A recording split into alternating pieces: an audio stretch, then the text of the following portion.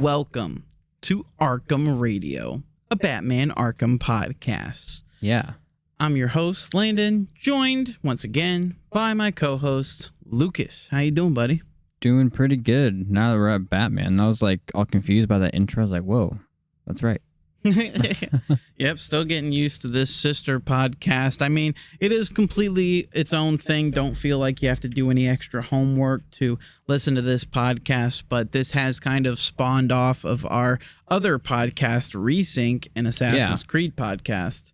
So, you know, it's a very similar format, but doesn't have any real connection to that other podcast. So for those that aren't Assassin's Creed fans and just simply want to experience Batman, you know, here you go. Hopefully, you know, you can experience both podcasts because I feel like both franchises share a lot of similarities. And yeah, they kind of come hand in hand, I think. Right. Yeah. Like stealth kind of beat 'em ups. Like, yeah. Exactly. But, you know, again, they're not mutually exclusive. And so we hope that we can have friends here, new and old, join us on this adventure. Sorry for the long delay. I know it's been a month since the last episode. Since episode 0 where we didn't talk about anything. Right. You know, just kind of setting up the podcast. We meant for this episode to air the next week. And then just a bunch of stuff happened. So, I mean, we explained in last week's Resync bonus episode, but essentially, you know, a lot happened. Yeah, we ran into some technical difficulties. Landon was sleepy. Yeah, there was a whole lot. I mean, the studio was really difficult to get set up. The studio's been annoying. We're still dialing it in. Like, we just did like 10, 20 minutes of bullshitting right now. Yeah, I mean, again, like going from, so in our previous podcast, we had 2 seasons of using one microphone and just sort of doing it in my bedroom. Now we've kind of set up this little studio. We've got a mic for each of us, but then, you know, having these mics so close to each other can cause some issues. So, you know, we're actively workshopping it. That's part of what's taken us so long. We're going to continue to improve it and hopefully deliver, you know, the best experience we possibly can for you guys. But yeah, that's kind of what's going on. But we have, you know, got it fairly nailed in now. And so the hope is we can have a much more consistent schedule for you guys and hopefully, yeah, bring episodes to you guys every week. Yeah. Oh, yeah. But we finally done it. Hopefully, again, if you guys did your homework, we've given you plenty of time to play through this first section of Batman Arkham Asylum, something that I very clearly laid out at the end of episode 0, only for Lucas to not play to the right part. Look, I should have listened to my own advice and, you know, had it up. Yeah. Instead, he didn't. Yeah, I didn't. I just kind of thought I knew exactly where it was. And to be honest, in my head, that's just where I always thought it was going to be. But because I kind of knew where the scene was. And then he started describing the stuff afterwards. Like, oh, I don't remember any of that happening. Yeah, because we were talking about this week's trivia question, something I didn't introduce last week, but it's a little fun interactive thing for you guys. I'll have a trivia question every week for you guys to answer down in the comments below if you're on YouTube. But, you know, it's essentially a part that has to do with the second section of the game because, you know, again, we're trying to balance it so it's about an hour of gameplay each week. And so this, you know, as I laid out in episode 0, we covered the intensive treatment portion as well as the island exterior before we get into the medical facility. And so I very clearly said we go until you enter the maintenance entrance of the medical facility. Lucas just stopped as soon as he got outside. Yeah. Bad. Basically, yeah. That's just kind of where I thought it was in my head. That's just, I don't know. And then, you know, we planned to record this episode for the last 3 weeks. And in all that time, we never actually discussed the contents of it. Yeah. So we didn't realize it until right now. We had so many opportunities for him to play it. Yeah, we should have probably done that in the many times that we were going to record this. You know, it was first episode officially. Gonna be some kinks we work through. Yeah, there's some hiccups, but don't worry about it. But we're here now. We've done it. we've played through at least the majority of what we're supposed to do. I've played through everything. And shout out to my girlfriend Alex, who's also playing along with us, and she's had a great time so far. But before we get into the real nitty gritty of it, how are you feeling so far with Arkham Asylum? What's your thoughts? I mean, it's freaking Batman, brother. Like freaking Batman. Like it doesn't get much better than Batman, right? And especially like this first game does such a good job of setting up like just the vibe of like the Arkham Batman that we're gonna see, and like what kind of the villains are gonna be like throughout like the whole universe, and it just does such a good job of setting the tone right off the bat. Right. I mean, it is a game that drips aura. Oh, absolutely. Yeah. You know? Like the Joker's performance, like the whole time, I was just like, man, I was like, this is like just Oscar worthy. Well, you know, I mean, they made the phenomenal choice of bringing Mark Hamill and Kevin Conroy from the animated series to do the voices. They didn't try to cast some nobodies or some random people. You know, they went with the GOATs, and that's part of what makes it so iconic. You know, telling this because we by this point they've had a dozen Batman games before that. You know, Dark Tomorrow, Batman Begins, the game. Which actually, did that get canceled? Did that actually come out? I don't remember. I think I think it was a thing. But you know, they've had all these games like in the arcades way back in the day. So you know, this isn't anywhere near from the first Batman game ever made. But you know, this is one of the first true like original non-tie-in games that just has this level of, you know, cinematic gameplay. You know, all this stuff. Rocksteady was a fairly new developer. I think they had maybe 2, maybe 3 games before this, all small scale projects. So this was the first time they were really given the keys to the castle, ready to swing for the fences, and that they did. Yeah. Oh yeah. You know, yeah. I mean, compared to Arkham City, obviously it's a lot more scaled down. You can kind of tell, you know, like their ambitions were, you know, not quite as big as they, you know, were later on. But, you know, again, compared to their previous working, compared to Batman games in general at this point, it is just such a slam dunk on really every aspect. Yeah, and like I said, like that vibe of basically all of the games is like there in the first game. Like it's really good in my opinion. Mm-hmm. The music is fantastic. I mean, the composer of this is just absolutely in his bag. You know, yeah, the tone, just the atmosphere. And obviously, you know, the voice acting. Like they just nailed it right off the bat. Like everything was good. Right. Yeah, because I mean, again, like in our sister podcast, Resync, we, you know, the first season covered the very first game, which is, in our opinion, great, but definitely has some flaws, some things that got enhanced in Assassin's Creed 2, which is, you know, what we consider to be the peak of the franchise. I wouldn't say Assassin's Creed I wouldn't say Arkham Asylum is the peak of the franchise, but they really hit the ground running with this one. I mean, this is a solid 9, almost 10 out of 10 in my eyes. Yeah, everything's very polished. So, like there's not a lot of this wasn't a fleshed out mechanic. It was they had the direction. They were like, we're doing it all the way. Right.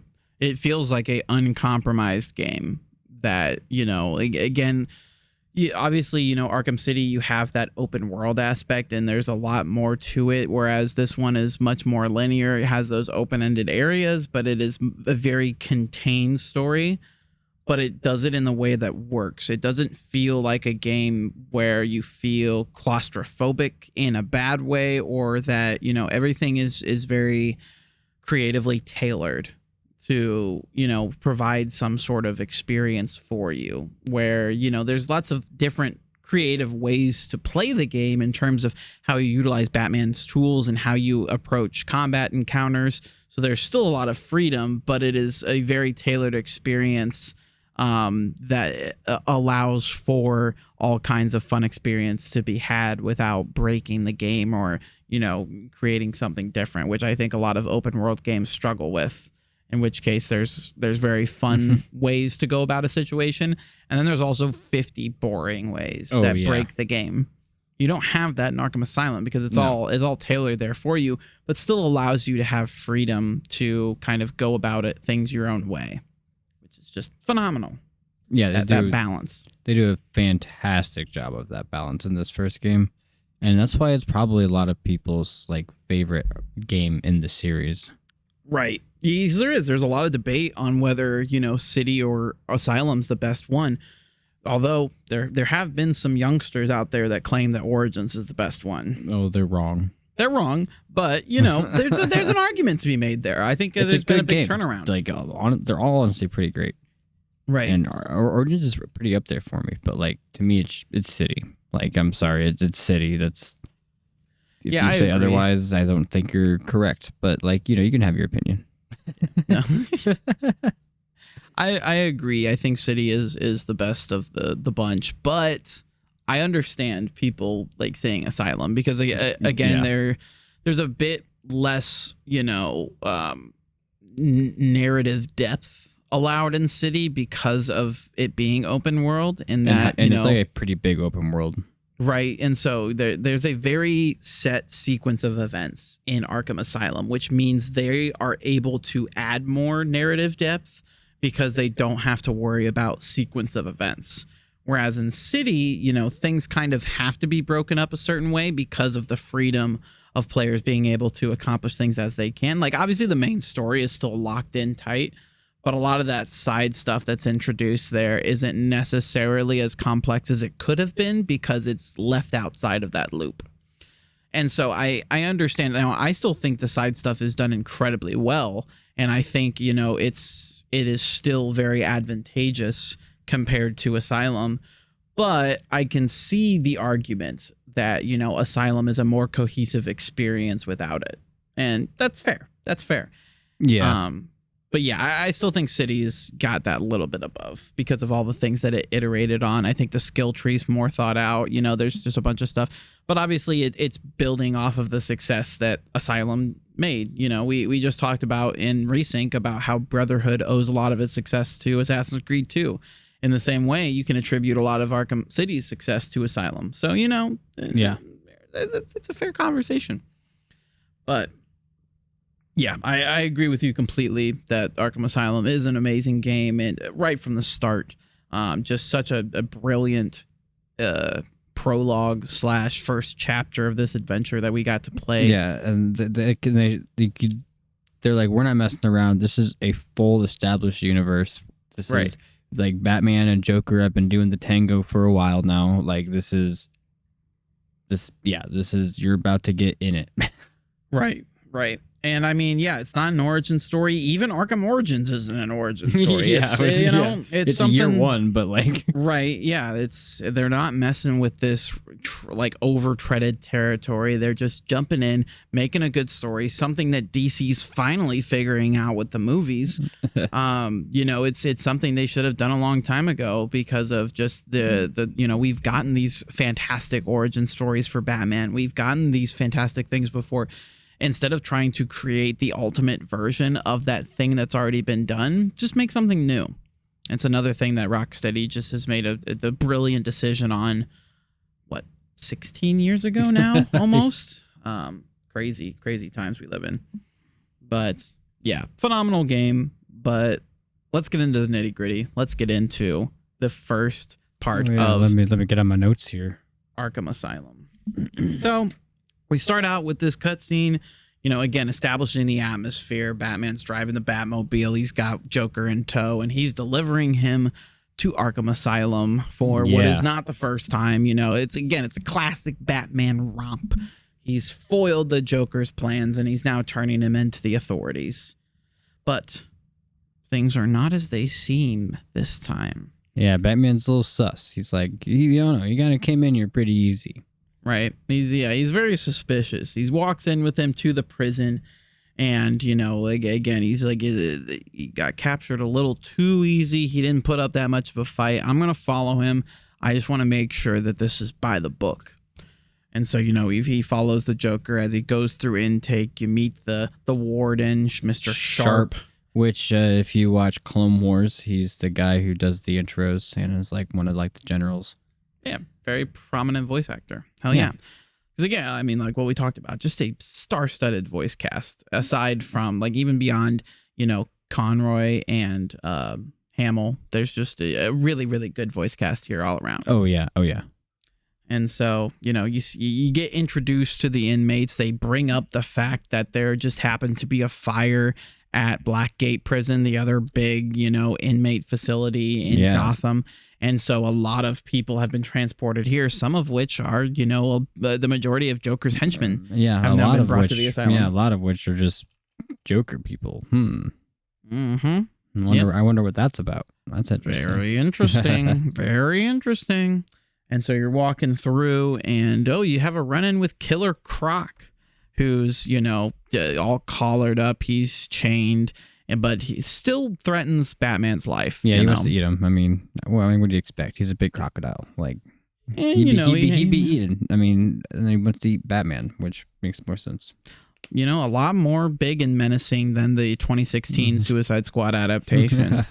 The one that looks beautiful. Yeah. Yeah.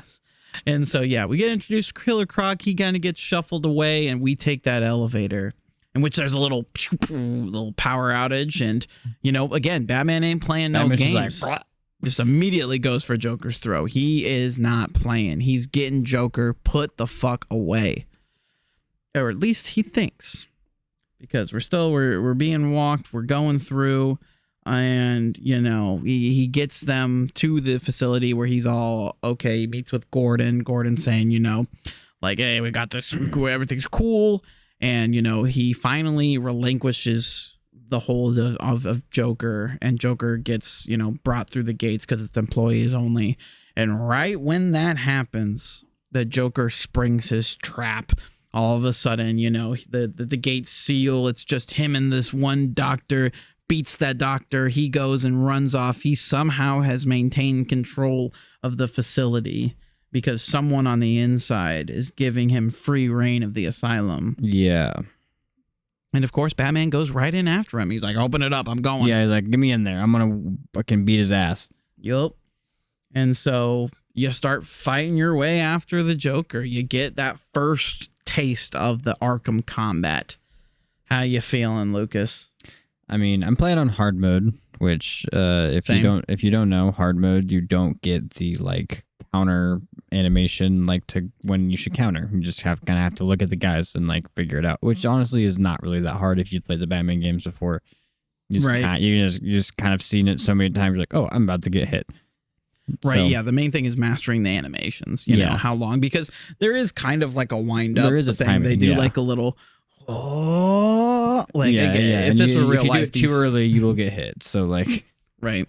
So there is a bit of a timing aspect to it that you kind of have to get used to. But it's the first time that free flow system has kind of been shown off. That really every action adventure game since has taken notes from, because of just how smooth it feels. Well, and they even I didn't realize how well they had the directional fight, being able to point my stick and whack people where I want to hit them. Well, yeah, because it is a very novel thing. I mean, it was novel. We've only had directional thumbsticks for what, 5 years at this point ish. Yeah, maybe a little more. It's still a lot of times it was kind of going up, down, side, even with the thumbsticks. There was kind of a 3D space. But even then, it was instead of being 4-directional, it was 8-directional. You would kind of go diagonal, games at that time, even the Assassin's Creed games that we would play, aiming your strikes got a little wonky sometimes. Mm-hmm. But it just feels so smooth with Arkham Asylum. It's basically 360 degree, where you're pointing, that's where you're going. And if there was nobody there, kind of lock on to the closest person you're pointing at, which is great.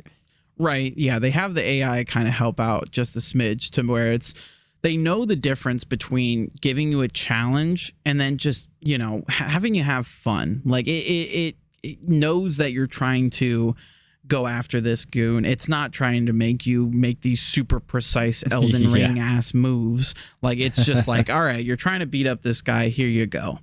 It strikes such a good balance between skill and fun.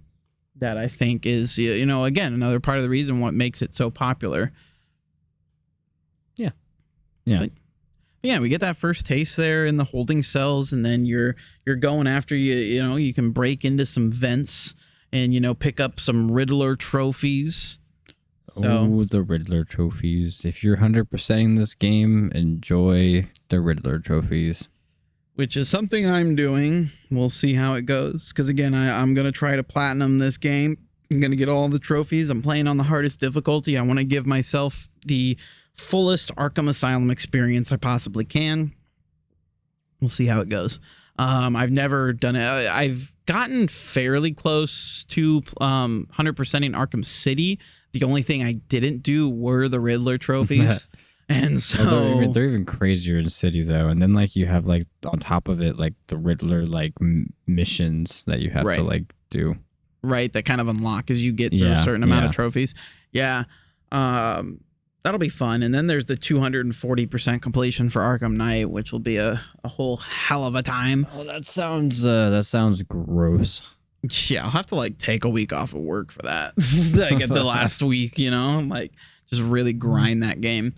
But, it's going to be a fun time. But like I said, we wanted to present a diverse set. We talked about it a little bit in episode 0. So he's like, we're both playing on the hardest difficulty, but he's going for a bit more of like a casual playthrough. I imagine he'll do most stuff that's available there because, we're both fans.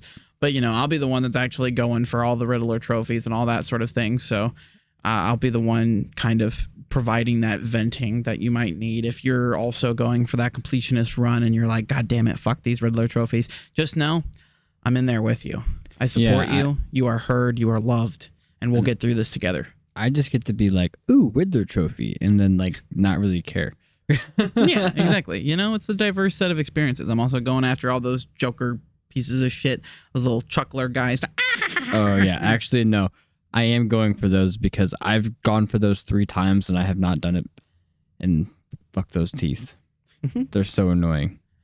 So, like I said, I'm trying to experience every little thing I possibly can from this game because if we're doing a fucking podcast about it, we might as well go full throttle. So that's what I'm doing. And, I've already during Resync, I do the same thing. I've collected a lot of bullshit over the last year. So this isn't really new to me. I'm in it. We're here to stay, and I'm going to get all over it. But like I say, you're fighting your way through intensive treatment, and one of the first real like big bads you encounter briefly is good old Victor Zsasz. He's got someone hostage, and the guards are saying that he's gonna kill him if he sees anything. And you even see this little like you hear this little quote from Zsasz being like, "If I even hear something similar to a bat, I'll shoot his brains out, whatever. I'll fry his brains." Something along those lines. What can I say? I might not be of quite the caliber as that voice cast, but I'm getting there one of these days. Yeah. Perfect Batman villain voice. Yep. What can I could do it if I tried. But this again, like it kind of eases you into it. It has like the game has a lot of very like tutorial-esque stuff that kind of drip feeds you these gameplay concepts. And so this shows you the stealth. You get to use the gargoyles for the first time. And you get to use your grapple gun. Yep. Get to grapple. This is the first time you get to use that thing. And it's honestly, the grapple gun is the best thing. It's iconic. Yeah. Like, have we really has there been too much grappling in games before Asylum? Like I know like certain games, well, I'm sure it's not the first, but I don't think it's like it was in the Batman games. Like you have upgrades for it. That thing gets like so OP at some point. I just think about how much you can upgrade it in Night. Your boost hit it like 8 times, and you're going like Mach 5. And you're like, here's a Batmobile. You're like, why would I ever use this? Exactly. But first time you're using the grapple gun, first time you're using the iconic stakeout gargoyles to be the predator, go after your prey. Just zip line across them and drop. Yep, just moving through, and so you get up behind him with those gargoyles, do the little glide kick, because we don't have those inverted takedowns just yet, and so we're kicking him down and then making sure he stays down and freeing this prisoner. Beating his ass. So yeah, yeah, it's not a boss fight in any way. It's more so just teaching you mechanics. But a prominent Batman villain down for the count. See ya. And so yeah. But after that, you continue chasing after the Joker, and you get alerted through a TV system that Harley Quinn is the, accomplice shocker that's helping out Joker. And she has helped taken over Arkham, and they've kidnapped the warden. Sharp is now under their influence, and they've got him all tied up, and they have now instilled themselves as the new wardens of Arkham Asylum, and that they're going to do whatever they want. They've got all kinds of, creepy crawly plans for the Batman. I was laughing when they introduced Harley because I was like, damn, they make Harley Quinn hot as fuck in this game. And then Harley Quinn was like, hey, I'm hot right now. Look at me, Batman. And I'm like, right? Like, don't you like my new outfit? And I'm like, I do. So, yeah, there's, get some Stockholm syndrome there. It makes sense. But they've taken control of Arkham, and the Bat has to stop them. And so, continuing forward, you find a room that Joker has poisoned, just full of poison, guards. just full of poison. Yeah, just gases the whole room. Because why not? Yeah, except for the top part, for some reason, isn't full of gas. Which, it doesn't rise that far. Yeah, which is really confusing to me. I guess it's just a dense poison, but I don't know. Gas usually rises. Science shit. Yeah. And so you've got to go in and save them. And so you go. This is actually one of the few. I think it's one of 2 achievements that you can possibly miss if you are going for that completionist run. So I hope you haven't already ruined it, because this is one of 2, and the other one's towards the end of the game. But this is a very close hidden achievement that you get, which most people get because they assume it's something they have to do, but you don't technically have to, which is saving the 3 people that are dangling. Or is it 2? 3? I thought it was 4. However much it is. But saving those people will net you that achievement. One of them is a criminal that you pull up. He's like, oh, pull him up, and then just immediately knock him out. Just to knock him out again. Yeah, it's go short-lived. But yeah, if you save all of them, you do get an achievement for it, and it is missable because you don't have to save them, technically. You can just clear out the stuff and then leave them to dangle. Well, why would you do that, though? You're Batman. Exactly. Which is what leaves you, I believe it's called No Man Gets Left Behind is the name of the achievement, or something like that. But yeah, that is a missable achievement you can get. There's not a whole lot in the game. Like I said, I think there's only one more towards the very end. But outside of obviously collectible based achievements, but in terms of ones that you miss it, you have to restart the game type of achievements. There's no going back, because again, this game is kind of like a Metroidvania in the sense that a lot of the stuff you can't get right then and there because you need a certain upgrade that you don't have yet. There's a lot of Riddler trophies in the intensive treatment section you can't get simply because you don't have the explosive gel yet. Yeah, so you have to go back with, and I like when the game naturally makes you go back to those areas for other stuff, but when you have to go back just to get that thing, that's kind of annoying. Right. No, I agree. And I think that's something that they did a lot better with Arkham City. Oh, absolutely. Kind of integrating the areas back in to where once you have those things, you have more of a reason to go back than just collectible finding. Because now this person's in charge, so you have to go back and take care of this area again because whatever's there. But then you have all this gear because it's in the 3rd act of the game. Right. So yeah, I agree. But, again, you've got it's another little tutorial thing, in terms of getting the gas out of there, you have to use the Batarang. That's right, yeah, you hit the circuit. Yeah, hit the circuit board to fry those, to kickstart the fans, to clear out the gas, because, you just need some ventilation to clear out poison. Yeah, just no more poison. There you go. All gone. Fine. All gone. Everyone's saved.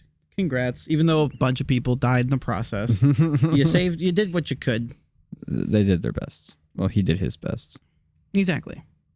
And so, you keep going forward. You keep chasing after this man, this very, psychotic, weak man that is just one step ahead of you. And so you finally do catch up to him, but he's got a giant mutated creature to attack you. Yeah. Which I remember first playing this, that like he beat the shit out of me and I was so confused, and it took me forever when I was a kid to be like, how do I beat this thing? And I'm just like all this stuff, when really it's just basically a bullfight. Like it's actually extremely easy if you know what you're doing. Yeah, I genuinely like I just like remember just like dodging like twice. Like what, you didn't have to do it that many times, I don't think. Like he just kind of like dies, doesn't he? Well, okay. Did you direct him into the electric gate? Yeah. Okay. I didn't know if that was something you necessarily had to do. I feel like you do. I think you do have to like electrocute I think that's him. the way you like incapacitate. Like I don't think you can just like box him. Right. Well, I didn't know if it was just a time thing that if you just survive for long enough, he'll die, or if you needed him to go into the electric fence. But, you know, again, like I played it enough that I knew not to dick around with it. And I just, you know, directed him those ways and just rinse and repeat until he all of a sudden, kills over. But and I think too, at some point when she get like the cape stun, like you can just kind of like stun and thwap. Right. And then do the beat up stuff. Yeah. And that's what I try to do. Like I give him a little like, and then I'd like beat on him a little bit, but I'm like, whatever. Yeah, you gotta do 3 of them on the big guys to knock them, because then they'll like start like getting all like loopy, like not actually stunned. Well, I would just beat on him after he got stunned by the electric. Yeah. That's the easiest way to do it, especially like an early game. Right. And so then usually by that point you'll have a Wayne Tech upgrade. Which, did you pay too much attention to the upgrades that you were gunning for first?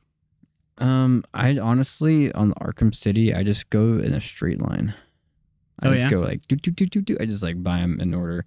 No, actually, I take that back. The first thing I buy is I get my combos down, and then I go in order, because like that is such an OP thing. Like once you can have 5 to activate your streak like attacks, like that's game over.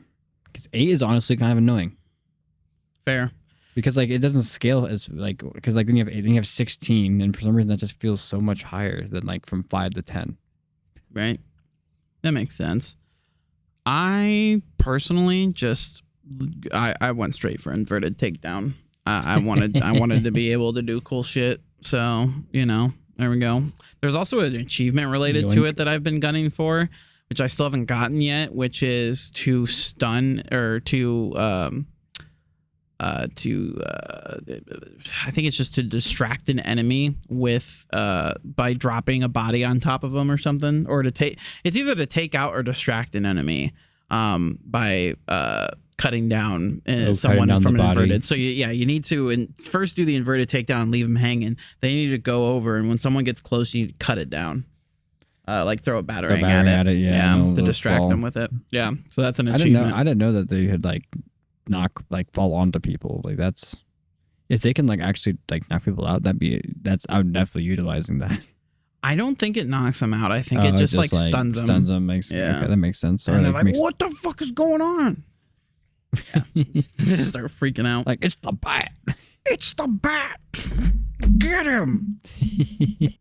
But yeah, so, you know, after a little short brawl with this one guy, you know, he keels over because, you know, he's an experiment, and basically his heart like explodes, and because he's being pumped so full of something that we'll find out. I don't know what it is. But Joker's like, oh, well, you did it, but he's still kind of, you know, out of reach, and he just straight up gives Batman the chance to kill him. He's like, if you really care so much about stopping me, fucking do it. Do it now. And he's like, that's what I thought. I knew you were a bitch. And then he just like flies away on a crate. Yeah. So, you know, he has the chance to stop him, and he doesn't take it because of his no kill rule. Batman doesn't kill. He's not about that shit. Mm-hmm.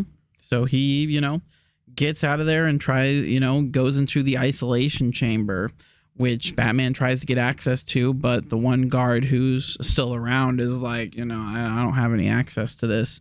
You know, Joker sealed off everything. And so you have to turn around and go back and find another way. You know, he basically just, you know, denies access, and then womp, womp, womp, uses Officer Boyles to kidnap Gordon as insurance. So one of the Okay. officers that helps, induct Joker was actually working for him all along. Goddamn Boyles, that alcoholic. The traitor, which, he uses stuff against Boyles. The Joker's always manipulating people. So I'm not going to claim that, Boyles is this rotten to the core cop, but he's definitely not ideal. Yeah, and then they have some video evidence that's pretty damning to what kind of guy he really was on the force. Right. I mean, definitely not a spring chicken. Let's be real here. But, yeah. But, Batman follows anyway, even though they have a hostage. He's like, I don't give a fuck. I'm going to keep going. So he's like, I'm Batman. Like, what are they going to do? Yeah. So, he goes back to the holding cells to try to track Boyles, try to find something to track, in which he finds some whiskey. A good old flask of whiskey. So he can trace the alcohol in the air using his detective abilities to track Boyles and find out where they went. And so, tracking that, but it was actually anticipated that he would track them this way. And so they get to this elevator, which Harley just fucking drops down on top of him, being like, you can't do it. We're not ready for you yet, Batman. I freaking love that, too, because then he's like talking to Oracle. And she's like, are you okay? He's like, yeah, an elevator just dropped on me. Yeah, which is another thing I haven't and talked you're about. alive? Which is, Barbara Gordon, Gordon's daughter is already established as Oracle. She's helping the Bat. Was she, have they talked about whether or not she was Batgirl yet? Is she, because she's in a wheelchair by now, correct? Well,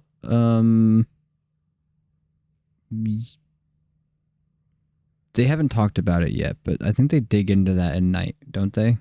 Well, yeah, because they get about, they do some, Killing Joke references and all that. Yeah. But I don't think we get to hear too much about it in this first game. I mean, there might be some light references. Right, but... yeah. I can remember for sure. But anyway, she goes by Oracle, which I think, I think she already did have a stint as Batgirl. Because then that's the whole point of Oracle, in the comics, is because she still wants to help. Yeah, she gets her as Batgirl. Right. So I think she has already had that whole stint, but still, I don't think Gordon has any knowledge of her working with Batman. Right. Yeah. And he also, mentions that, Gordon's kidnapped, and she's like, oh my God, my dad. Please save my dad. Once again, nailing that accent. And so you're welcome. But it's exactly what she sounds like, by the way. Help my dad. It's like a female, what's this fucking Bobby from King Bobby of the Hill? Hill, yeah. That's not my purse. But if Harley Quinn thinks that a stopped elevator is going to slow Batman down, I guess she's kind of right. It does slow him down a little bit, but he's still going after her. So he just grapples up, which, makes a lot of sense. Yeah, he's basically got a built-in elevator in his fucking tool belt. Yeah, man. and I feel like Harley Quinn's at this point had enough encounters with Batman to know that Batman has a grapple gun, basically the first thing in his bat built. Right. But, again, it is technically slowing him down a little bit. It's not like he can just grapple all the way up to the top in one little shot, but whatever. And technically there is where you can find the first of another type of collectible, which is, I believe, called the Secrets of Arkham or whatever. Those audio files. Did you ever find those that are like the Beatles? Yeah.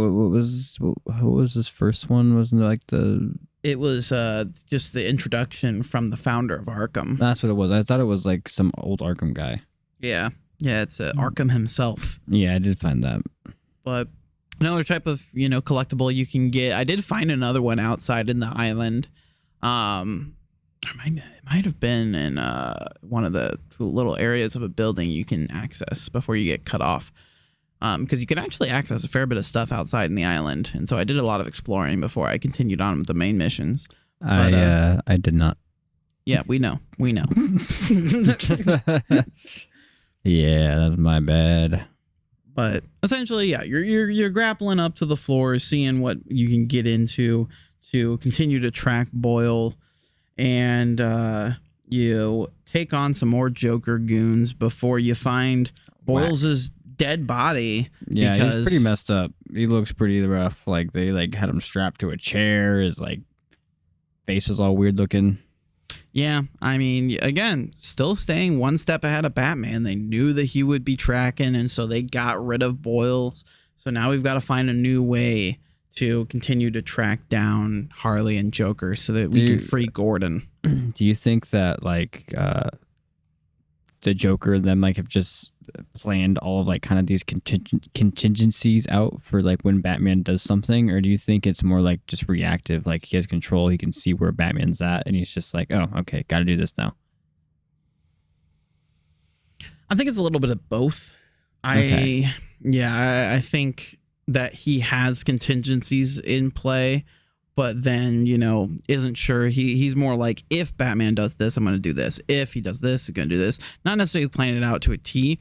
I feel like if Batman would have been lost way before, he probably would have let Boyles live longer. I'm sure he would have killed him at some point, but, probably would have kept utilizing him until he was no longer useful, if that makes sense. So I think he has all these contingency plans and everything, but will continue to use things as long as he is still finding use in them. And then the second that he feels they're not being useful anymore is when he's like, cool. So he's got like 7 other allies or things that he has plotted, but then we'll just kind of continue to use them until they're exhausted. Because at the end of the day, the Joker is desperate. He's got this, vigilante constantly after him. So there is this desperation, whether he wants to admit it or not, which is why he comes up with all these plans. Because, he's got to throw everything he possibly can at him to try to beat him. He's got to, I don't know if he's trying to beat him. I feel like he's just always trying to like crack him. Be like, yeah. I agree. But, so at the end of the day, a guard lets him out a side door to continue trying to rescue Gordon. And that is where we finally escape this intensive treatment and we are exposed to the island proper, the island exterior. And that's what I thought we stopped, because literally in my notes I said got out of intensive care to the over island, which I don't know why I said it that way, but that's how I said it. And apparently that wasn't where I was supposed to stop. Nope, we kept going because in the island exterior, Batman gets an alarm from the Batmobile, assuming Harley was vandalizing it. So you start chasing after. You go basically around the whole building to get in front of the intensive treatment sector, back where you first got there, you entered with the Joker.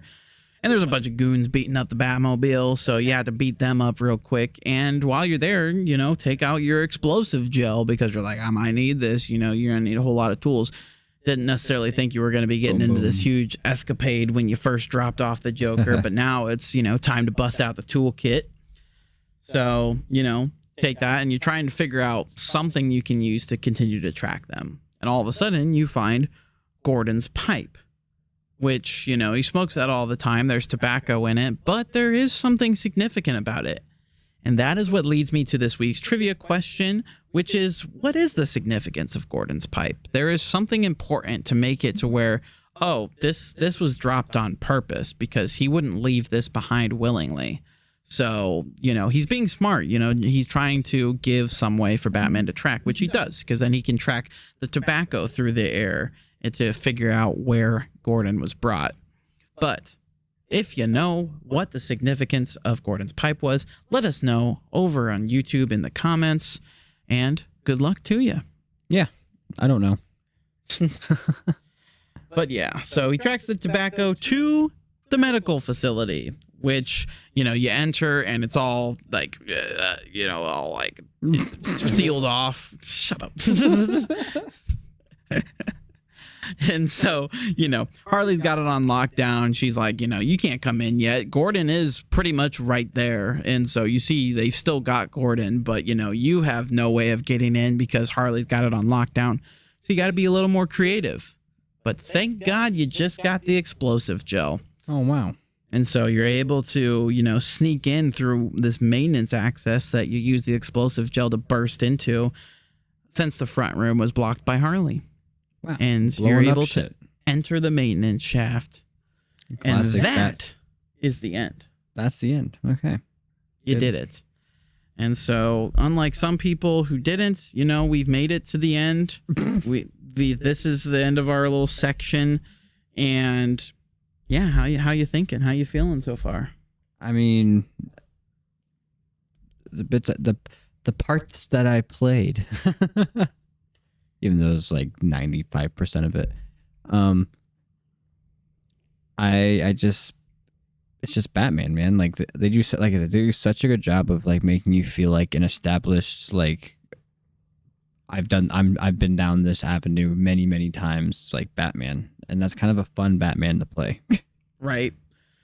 Yeah, like I said, I mean there's a lot of well-trodden territory involving Batman across games, movies, TV shows, comics, and so it's a daunting task to try to make an original take on this formula. And so obviously, games is the more, less trodden path, I guess, for the franchise and the IP.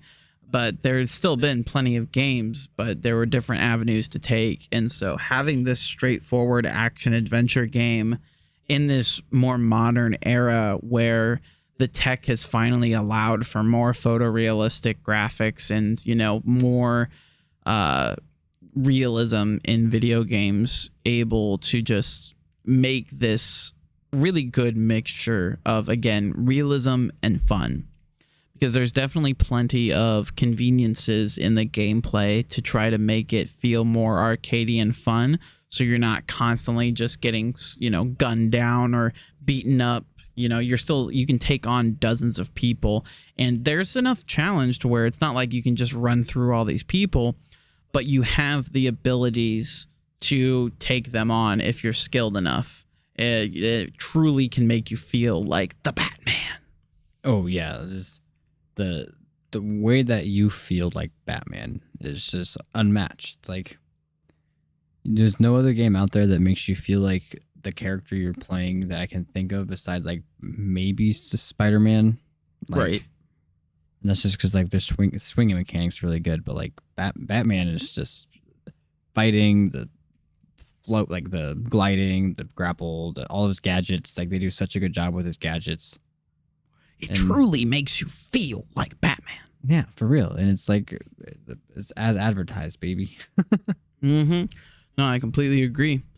And it's a lot of cliche talk because, I mean, so many people have talked over the years of the success of Batman Arkham. Old, so like,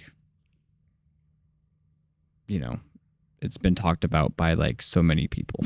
Right. It's not news that this is a good game.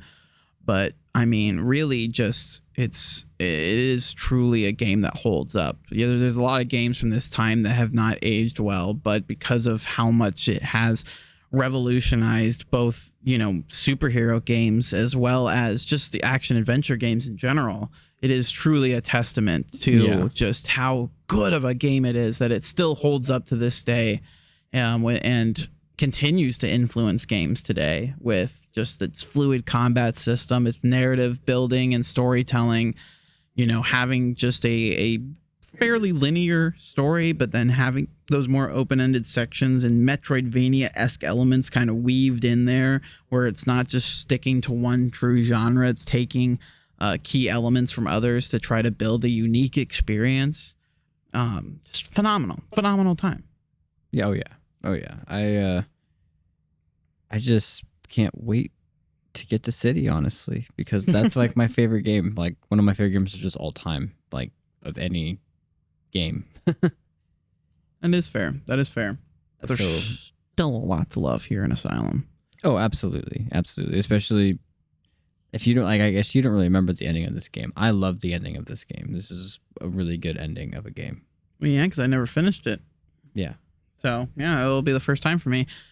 Which I have played through the parts that we're getting into for next week, which, like I said, I'll make sure it is very clearly laid out so that some people make sure to... I'll actually pay attention this time. Yep. And so we are going to be playing through the medical facility and the morgue sections in this next week. So again, hoping to hit about an hour of gameplay here, give or take. But we're going to be dealing with the Scarecrow here next week and all that entails. But essentially, you know, play through the entirety of the medical facility and then getting into the morgue section. And once you get to the experimental chamber, that's the important word here, experimental chamber, that is where you're going to stop. So once you get past the Scarecrow and you continue forward and you go through the morgue, essentially when you head back to where Gordon was, I'm using quotation marks for those not watching the video, which you'll understand once you play through it. You know, you'll continue on forward until you're following some arrows on the ground. Then once you get to that experimental chamber towards the next boss, that's where we'll stop for the week. So again, hopefully it's not too confusing, trying not to delve into spoiler territory for people playing it for the first time, but just remember, experimental chamber. Experimental chamber. It's shortly after the fight with the Scarecrow, which again, I am spoiling a little bit there, but you know, I just want to be able to get through, you know, again, properly described so you're not stressing out too much that you're going too far or haven't played enough, because apparently I wasn't explaining well enough last time. And so like I said, thank you guys for watching. I hope you guys enjoyed this first episode of the first ever season of Arkham Radio, a Batman Arkham podcast. Oh yeah, I just thought about it. We don't really have an outro for this one. Yeah, you know, it took us a while to come out with our big outro for Resync. I think we'll develop one along the way. But you got any final questions, comments, concerns, what have yous? I'm not gonna lie, I couldn't remember if Hamill and Kevin Conroy. I could not think of his last name. I was like, Connors? No. Conroy. I couldn't remember if they did this one or not, but I was like pretty sure they did. And yeah, I'm glad you confirmed that, because I was like, man, these guys are really fucking good. Yeah, they did the voices for all of them except Origins. Yeah, Origins, they replaced them with Roger Craig Smith and Troy Baker, who also did a phenomenal job. No, Troy Baker did a great job. Yeah. They also brought back Roger Craig Smith for Arkham Shadow, the MetaQuest game that came out last year. That was also supposedly really, really good. Yeah, I can't wait to get into that one, because I haven't used my Quest nearly enough. Right. And I really hope they actually bring him back for whatever next Batman game that they're trying to work on, because I do think he is the best fit for Batman going forward. I think we've had a lot of good Batmans over the years. I think Jensen Ackles actually does a really good Batman in some of the animated projects he's done. There are definitely some really good Batman actors out there, but I really loved his portrayal in Origins. I think that was a highlight. It's just, for me, it's really sad that we're not going to get Joker, because Mark Hamill said he's done. Well, I'm gonna be honest with you. I think Troy Baker killed it too. Like, Troy Baker, no disrespect in Origin, he did a really good job. Right. I'm worried because of just how prolific of a voice actor Troy Baker is, if he's willing to continue lending his voice to something. But I mean, he still does plenty of big projects, and it's not like they're pumping out Batman games. And it's the Joker. Like, right. That's not like I feel like that's not a role you turn down too often, you know? Like, right. It's like when you probably got asked to play like Indiana Jones. It's like, well, I'm not gonna not say no to Indiana Jones. Like, right, exactly. That's fair. But yeah, I'd love to see him again as a Joker too, because I think the Joker is even harder to nail down than Batman. You know, we've had not good Joker interpretations. Jared Leto. Yeah. So, you know, like we've seen some flops there. So the fact that, you know, I think Troy Baker did do such a really, really, really good job with Arkham Origins, I'd love to see him back as the Joker if they intend to go that route for whatever they do next. But anyway, a little rant at the end there. Yeah, but like I said, we appreciate you guys. Great voice cast, great gameplay, just great game in general. Very excited to keep going, and we will see you guys next week. Bye-bye. Bye-bye.